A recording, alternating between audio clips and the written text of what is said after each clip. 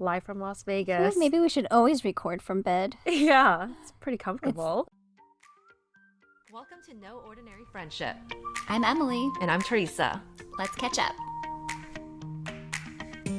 Hello, listeners. Guess where we are? We're in bed.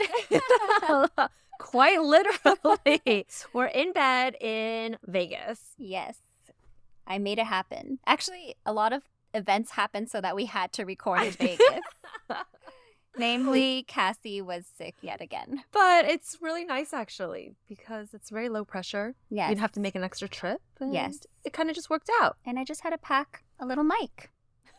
The lighter one. So yes, hello from Vegas. All right, let's get into it. Yes. I guess that's our breaking news. We're in Vegas. We're in Vegas. Teresa, tell the listeners what you did yesterday.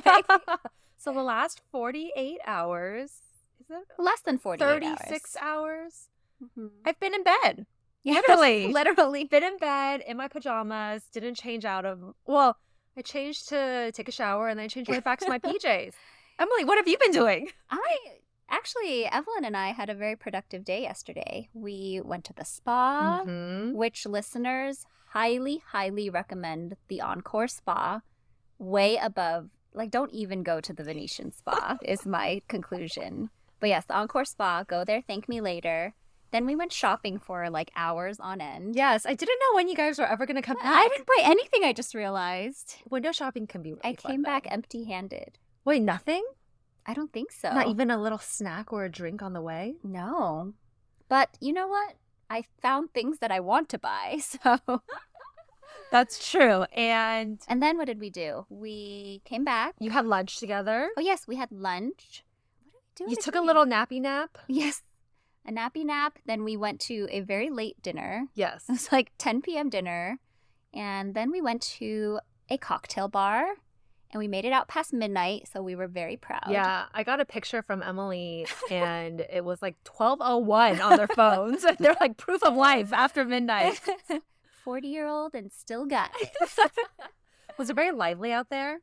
Yes, it was. I mean, I feel like Vegas, the good thing is you never feel alone. Because any hour, it's just like so many people are out there. I always feel like it's more fun at night, too. Yeah, sort of. It feels a little bit, I don't know why, it just feels a little bit sad in the daytime sometimes. I could see that, yeah. There's definitely some sadness in Vegas. Some gambling problems. Too much cigarette smoke. Ugh, I hate that. Yeah. But yeah, the weather's really nice right now. We've been eating some good food. We were going to go to the pool, but here we are in bed. We had a podcast to record. Well, we were also going to take a nap. Yes. I'm looking forward to that. Okay, tell me about... Oh, yeah. So XOXO, this isn't really breaking news, but I saw on Instagram someone posted this poll, and it was like, for XOXO, is X the hug or the kiss to you? Gosh. Yeah. Which one is it for you? So for me, the X is the kiss and O is the hug. That's how I feel too. But I know a lot of people feel differently about it. Yes. I always thought it was like a given. And it actually makes sense, though, the other counter argument. They were saying X is the hug because it's like arms crossing Yeah. or something, and then O is the mouth. Yeah. But I don't know why I always thought X was the kiss. But like O can also be a hug, like you hug in a circular manner. Yeah. And I don't know why the X is a kiss, but I thought I don't know if we'll ever know the true origin. Yeah. What did the original person intend? Where is XOXO from? Gossip Girl? Hugs and kisses. If it goes by hugs and kisses, then hugs would be first. True. No one says kisses and hugs. Oh, no. Are we wrong? It's like the Ranch 99 Ranch debate. That's been an age-old debate. Yeah. Okay, guess how much? What do you want? Yes. I feel like you can add a couple things to I that after know. your day yesterday. But you already know what I want. So guess how much a kid's pedicure is. So I this past week I basically had no free days to myself because Charlie had Monday off for St. Patrick's Day, and that's when I took her to get a pedicure. And then Cassie was home sick for 3 days. Actually, Thursday she was totally fine. Yeah. We had to keep her She was home from school. Yes. Sick some hours of the day. Yeah. But yes, guess how much a kid's pedicure is in Burlingame? I have no idea because a regular pedicure is I don't even know, $50 probably for an adult one. Regular kids, maybe 30. Good guess. That's how much it was. But like, isn't that kind of crazy? Yeah, it is. Her toenails are tiny. They don't do as much like as There's no buffering. There's no they don't have to calluses do a lot of or- stuff for her. And I guess they did discount it $20. It's a little experience. But I yeah, it's feel definitely the like. experience. And I mean, I don't take her to do it often, so I didn't mind. Wait, but it did was you take nice. your younger child or the No, older I one? took Charlie on Monday when she didn't have school. And it's nice because that place we went is like very pink and girly. And then they give her like a little juice box and like Oh. a Madeline. Oh, and that's actually really they were really cute. nice. So yeah, at least it's a full experience. Yeah. Was that her first pedicure? Her second. We've only been to that place though, Oh. so she's kind of spoiled. Did she like it? She likes it, yeah. Did she like getting her nails done? What color did she pick? She picked like this bright red. It was called lava. Oh. I know. I thought she would pick something sparkly like she did last time. Do kids just use the same type of nail polish that adults Yeah, at use? the salon they did. Interesting. At home we have this one that kind of like peels off really easily. Uh-huh. But yeah, it was fun. Yeah, because they don't really have any, what are they, like cuticles? Yeah, they don't do that stuff. For them, yeah. She did do like the little scrub on her legs, Yeah. I think, and the lotion. Yeah. Charlie was like, it just tickled. $30 tickle, girl. I know. She doesn't even know. That is a cute little experience, though. I don't even think I got my first pedicure until college. Same. I don't think my mom ever took me. And I had no idea. Oh, I don't think my mom ever got her nails done No, either. my mom was kind of against it, I think. Oh, really? Yeah. I just didn't even know it was a thing because it didn't feel like anyone in high school got their nails done. Versus True. now, it seems like all the girls are getting their nails done. Yeah. They start early. They really do. And I didn't know like what to do. So people told me French manicure. I was like, I'll get French manicure. I used to do that in college too. But also in college, my manicure was like $12. Well, yes. How many years ago was that? Like, I miss those days. and it was also a college town. Yeah. So they probably had to heavily It's so discount it. crazy. It is crazy. Okay.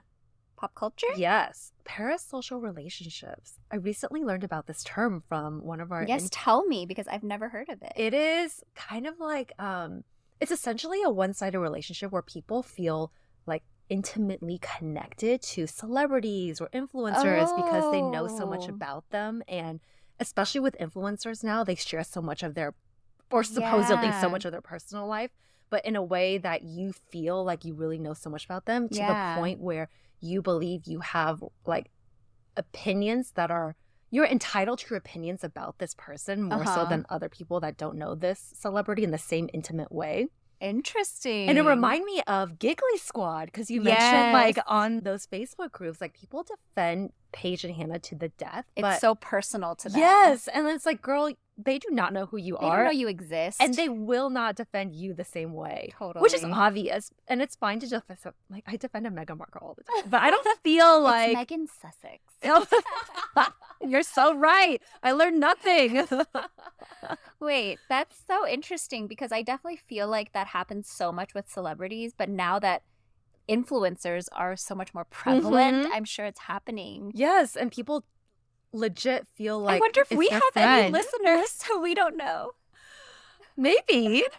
We just don't know Comment, who they are. please, We want to listeners, know we who don't you know. are. We love you. We're not Giggly Squad. I just thought that was so interesting because I was like, who would that be in my life? Yeah. Because I don't think I have any influencers that I'm like, oh, I follow their journey and I feel like I know so much. I love them so much that I would defend them so much. Yeah. I'm not sure if I have any either. Whereas those girls on that Facebook group, you're like, Yeah. They defend Paige in comments on like other people's accounts if they say like mean things about her and like what a great fan base. it's true. They're very loyal. Okay. Interesting. So another thing that I put on here is I've been sick in bed. And what else do you do when You've like been really like taking advantage of our hotel room. Yes. Like we maximize the getting your value. money's worth while you guys are out and about. I've been here. It's really nice because it's really dark in here. Yeah. Like the lighting's really not great. No, they need better lighting. Like we were putting on our makeup. We're like, what do I look like in the sunlight? You know, I feel like you also kind of manifested it because you're like, can we just do nothing in Vegas? And the universe was like, ask and you Yeah. shall receive. Here is your fever, and you just hang out with Emily's meds. I'm glad I brought so many meds and Me too. emergency. I'm so thankful for you. You need a friend like Emily, the pharmacist. That would be her, I don't know, DJ name or something. Although everyone would think you're a druggie. Yeah. Okay, but I've been watching shows on cable TV, and you just like don't get the opportunity to just have movies be fed to you in the same way anymore because Totally. we have to go and pick. Yeah. And you never like can start in the middle of a movie when you can't you're be passive. yeah, on Netflix or whatever it may be. But yeah. if they're a movie that's selected to be on cable TV, it has to like pass a certain bar already, I feel like, with the audience score. True. Yeah. And there's some movies that I just haven't seen in a while. Like yesterday I watched parts of The Town or Town or whatever it's called. You know, the Boston bank robbery? Yeah. with Ben Affleck? I think I watched it, but I don't remember like what happened. I remember this one part and I kept waiting for it to come. Uh-huh. And it was a complete different movie. It never came. But I watched the whole thing. Was it also with Ben Affleck? It was, Their yeah. movie? It's really... The Accountant maybe is the one you're thinking of. Yes. Yeah. What on? I can't believe you remember that. Because that's the one I'm thinking of. I'm not sure, like, I remember what Town was about. But I remember Is The Accountant also in Boston? Possibly. I don't know. I feel like most of their movies are in Boston. Yeah, but I really enjoy Happy that Gilmore. type. I watched that for a little bit while they were getting ready to. And I kept being like, oh, why am I watching this? And Emily kept saying, you can change it. You have free will. I feel like, I know, sometimes I feel like a little sad for my kids because we don't have cable. And like, also, they're not trained to like have patience to watch commercials. Yeah. You know, because they're always like, skip the ad, whenever we're like playing videos on YouTube. Yeah, because they're like counting down the 5, 4, 3, 2, 1. And it's like, you don't even know. You have to just sit through it. I almost enjoy the commercials. It's a little break from the movie. Like you can go pee guilt-free. True. Look at your phone. I did try to pause the movie. I was like, oh, this is not, I can't pause this. Totally. I think I saw on social media, someone was like, oh, kids these days, they don't know the pressure of like, you have like 30 seconds to go pee so you don't miss the next part or whatever. I did see something like that. And they're like, and your siblings like in front of the TV yelling, 10, 9, Yeah, it's starting. The good old days. It was a simpler time. True. Okay, I put Bridget Jones. Have you watched the new Bridget Jones? No. It's called Bridget Jones, Mad About the Boy. Is it the same actor and actress? Yeah. It's the same main, Renee Zellweger is the main one. And then Hugh Grant is in it. And Colin Firth is in it a little bit. But it's just continuing her story. But like later, she has kids. Oh. Part of it gave me like, and just like that vibes. Because it's like some just depressing stuff about getting older, you know? Yeah. But being an elder millennial, in a way, it was trying to make it okay to get older. I think she kind of comes to terms with like, this is just my age now, and like I'm where I'm supposed to be. How old is she supposed to be in this movie? I think like 50 or around 50. Oh my God, we're so close. But what's interesting, and well, I like him, but he was in White Lotus season 2. I forget the actor's name. Leo Woodall, maybe? Is that his name? I have no idea. You know, he was the guy who, in season 2 of White Lotus, he was like that young guy that was hanging out with the strippers. He like befriended the like weird girl who was like working for what's her name? Oh, Portia? Maybe. I don't know. That was working for Jennifer Coolidge? Yeah. That guy. He's also in One Day, the show I know on who you're Netflix, talking about. Yeah. But he's in this one too. He's like the younger guy. Interesting. But yes, I find him very charming. Maybe just because he's British. Oh, should I watch it? Is it a movie? Yeah, it's on Peacock. I quite enjoyed it. Okay. So give it a try and let me know what you think. I do.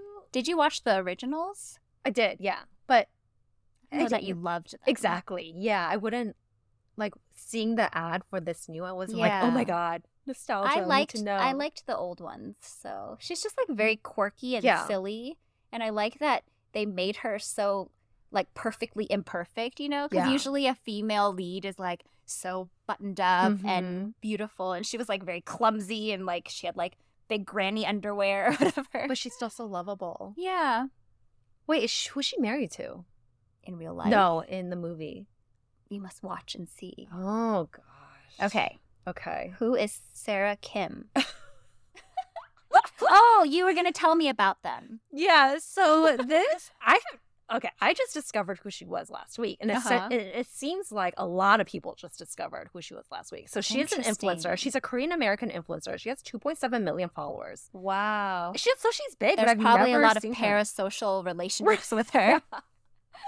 I think she's in the Bay Area. I don't know where she grew up, but she's married to this guy. They got married pretty young, and she went viral supposedly because of her family content with her parents. Oh. Like she would make kimchi with her mom and dad, and I think she always portrayed her dad to be like very loving. She's very much a daddy's girl. Like he would drive her. She's pregnant now. Like he would drive her to, I think, probably Caltrain or something in the morning when it was raining. Yeah. Aww. So she wouldn't have to walk or whatever it was. So she recently started a podcast with her husband. And people have been going crazy because I guess she portrayed her relationship to be perfect on social media, which is just like a bunch of posts. Yeah, right? yeah. But like on the podcast, they're actually talking. And people are like, wait, she works 2 jobs. She has a tech job and a social media job. And she's pregnant. And he hasn't been employed for 2 years. And he doesn't cook or clean. I think he just quit his job because it was like in a bad place with it 2 years ago. And it sounded like he did some odd jobs here and there, or maybe he did some consulting. I'm not quite sure. And then these posts just kept coming up of like old sermons that he did because he was a pastor at his Korean American church, and he would like make fun of her. Really? I mean, okay, to be fair, I feel like people take a lot of stuff out of context. Like it does not make him sound great or look great. But then I saw a post that was like, did you all even listen to the entire podcast? Like there's so many framing elements and context around it that people don't understand. Yeah. And it reminded me, sorry to bring it back, to Megan Sussex, where like people took like the most cringe moments and then just made it just a clip. Made it feel like it was a whole thing. When you watch the entire show, it's like, oh, it's actually very different. It's not all encompassing. Or also Simone Biles' husband. Remember when people were going after him? And that's like the only perspective or only exposure people to have, that like little soundbite that incentivizes people to think a certain way because it's like the most eye-catching. I mean, he doesn't sound great, to be honest. So yeah, what is your take? I didn't listen to the whole podcast because I don't care. Okay. And I just never knew her as an influencer. True. But I do think a lot of the people are a lot of parasocial relationships. Like I think a lot of people are like, I grew up in the Korean American church. I know what it's like. A lot of people that like just hated their experience. They're projecting, right? They're 100% projecting. Yeah. Or there are a lot of people that are like, girl, you gotta divorce him. Oh, and she has a baby on the way. And I also feel like it's a lot of people that have never been, that are a lot younger. Because, you know, you follow influencers are sometimes a bit older when you're younger as well. And she's pretty young, too. They got married when she was only in her early 20s. Oh, wow. Oh, I guess people also didn't like him because he's 9 years older and she's a breadwinner as well. I guess, I don't know. I feel like sometimes she's subjecting herself to this public opinion, right? Because she's putting it out there. But at the same time, I'm sometimes like, if she doesn't have a problem with it, you don't need to have a problem with it. Like, you can have those standards for yourself, but it's not like she was posting that she's upset about something, right? Yeah, exactly. And it was kind of strange, though, because on the podcast, all the clips, they, like, no one seemed happy on the podcast. It was almost like a therapy session that they were talking through. I kind of want to listen to it. You should watch the video. What is the podcast called? I don't know. Sarah Kim podcast. But the funniest thing is on TikTok now, there are a lot of people being like, no idea who this person was. Why is this person all over my For You page now? And that's how I felt. That happens a lot, yeah. Like, how did this person just blow up so crazy? But I mean, did she blow up? Because if she had 2.7 million followers. That's true. Well, we just never knew I never saw her. Yeah. And she's Asian. I feel like I get a lot of Asian creators. I do try to like Asian creator stuff because I'm like, I want to support the Asian community. Get in that community so they can find you too. Yeah. So yeah, that's interesting. Another interesting that I found out was her brother is married to another Korean American who is also a really big influencer. Weird. So her sister-in-law is Sally Kim. Oh, you just showed me her. Yeah, or not accountant. Oh, I think she used to be. It runs in the family. Isn't that so interesting? And so people are like, they're in this business. They know like what clips are. Can they come teach me? Gotta put out rage bait. How do we get more listeners? So that's that. Interesting. Okay, I kind of want to go listen to the controversial podcast. But maybe they're happy because they're probably getting a lot more listeners. I didn't know who she was. Yeah, exposure. Now you know. Our listeners know. Yeah. Okay, random. Yes. AI clips. Sometimes I'm on TikTok, I'm like, oh, interesting. And I look in the comments and people are like, this is so obviously AI. How can anyone believe this? And I'm like, oh my God, am I the boomer now? Victor does that all the time. He'll send me something and I'll be like, I think that was fake. Because he doesn't check the comments. At least you looked in the comments. Yeah. But sometimes it didn't even cross my mind that something was AI. And I was like, oh, dang. I mean, sometimes it's very convincing. It depends on what it is. I'm embarrassed. I hope it's not. That's kind of the point, though. Like, AI can be so realistic that it's scary. But then I look back, I'm like, oh, this is so obviously fake. It's just because you're not in the, like, mindset of, like, questioning everything that comes on your FYP. And I have to be. Gotta be annoying. Vigilant. Otherwise, I'm going to turn into my parents. Yes. Listeners, PSA. Some videos on social media are indeed AI generated. Although I did send you a text from like Bay Area tolls or Fast Track. And I was like, is this a scam? You're like, obviously. We're too polite. Yeah. They're like, have a great day. Right. Love the toll team. They didn't say love. But my mom But my mom sent me the same text all the way from Taiwan. And she's like, is this a scam? I was like, yeah. And I like kind of shamed her for it, even though I was the one that fell for it a little bit. Yeah, when they're too polite, that's how you know it's a scam. Yeah. No government agency is saying, they don't have a great niceties. day. Yeah. They're no pleasantries.